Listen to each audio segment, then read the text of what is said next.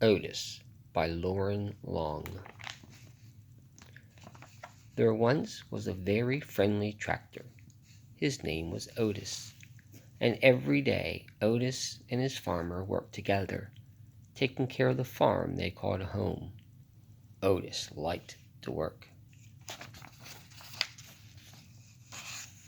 but after working hard all day, Otis was ready to unwind and play.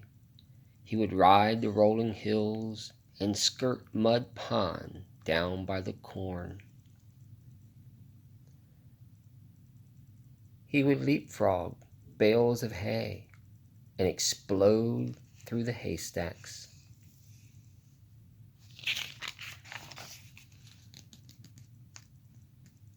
On occasion, he would chase a rabbit or play Ring Around the Rosie with the ducks to the sound of his steady puff, puff, puffity chuff.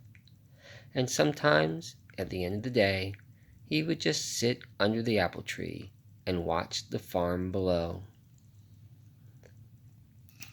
Every night, tired but happy, Otis would puff putt into the little stall in the barn that was all his.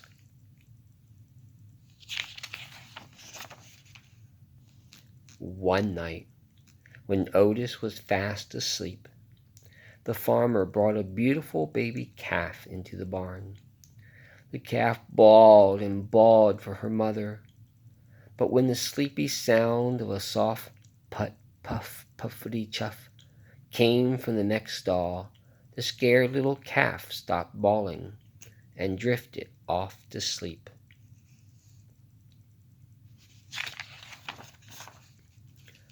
From that day on, the calf started following the little tractor wherever he went. Put, puff, puffity chuff. She followed him over the rolling hills and down by Mud Pond. She was right behind him, leapfrogging bales of hay. And the calf made their games a ring around the rosy all the better.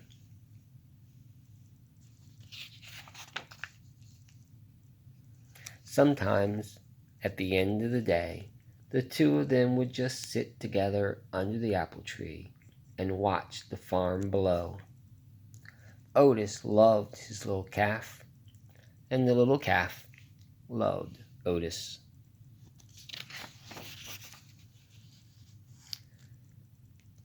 Then one day, the farmer surprised everyone with a brand new yellow tractor. "Time to move out, Otis," the farmer said. He took Otis out of the little stall in the barn that was all his and parked him behind the back of the barn. Then he backed the big yellow tractor into the stall next to the little calf.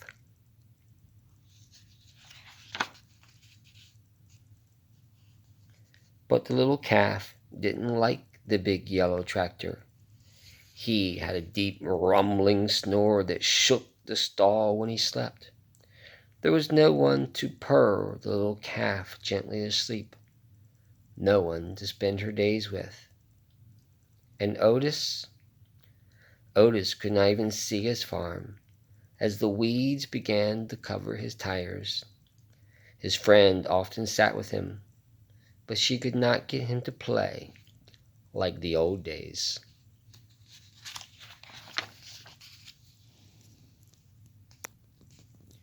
It was early summer when the farmer discovered a poster. "Who has the prettiest calf in the land? Judges will decide at the county fair and award a fancy blue ribbon to the winner." The farmer knew the answer. He would show the little calf. But on the morning of the fair, the little calf was nowhere to be found. She had wandered down to Mud Pond by the cornfield to cool off. When she waded into the muddy water, her feet sank.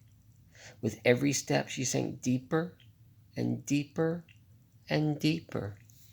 The little calf was stuck in Mud Pond.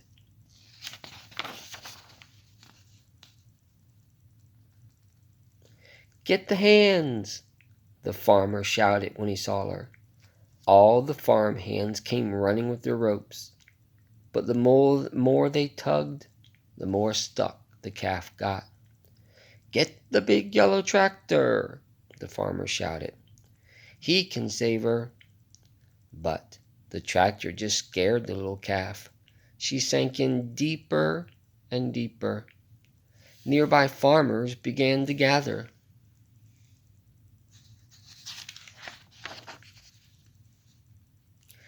They called Fire Chief Douglas and the fire truck.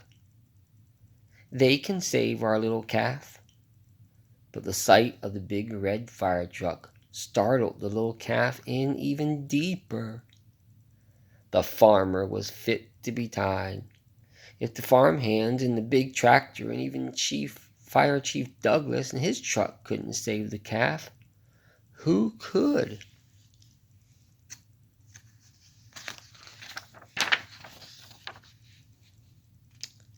Suddenly, the little calf's ears perked up.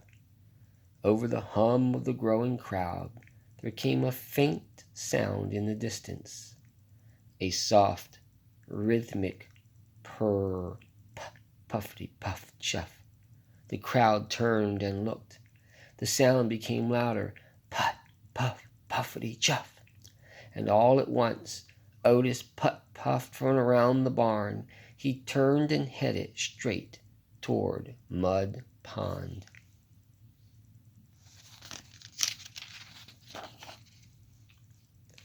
Otis puffed down the rolling hill and pulled right up next to the muddy water's edge. The calf heard her friend's puttering purr and bawled. It was something like a hello. Then, to the sound of his gentle chuff and the amazement of all the people in the crowd, Otis slowly began to circle the pond.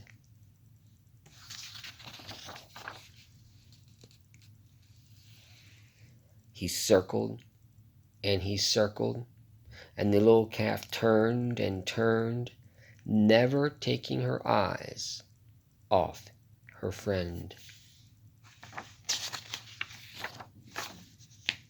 With each ring Otis made around Mud Pond, the muddy grip loosened until the calf was able to stumble out of the pond on her own.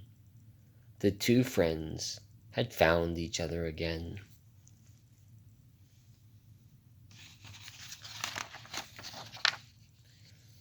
Otis led the calf right down the dusty road toward the village, and everyone threw flowers as they went, following him into town. It looked like a happy parade. No one needed a fancy blue ribbon to tell them that the calf was a special calf. Otis was a special tractor, and the two of them were special friends.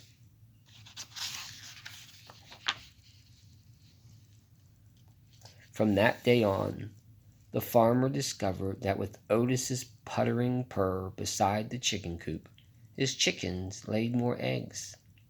At milking time, with Otis's gentle chuff nearby, his cows produced more milk. On occasion, Otis even got to join the farmer in the big yellow tractor out in the fields.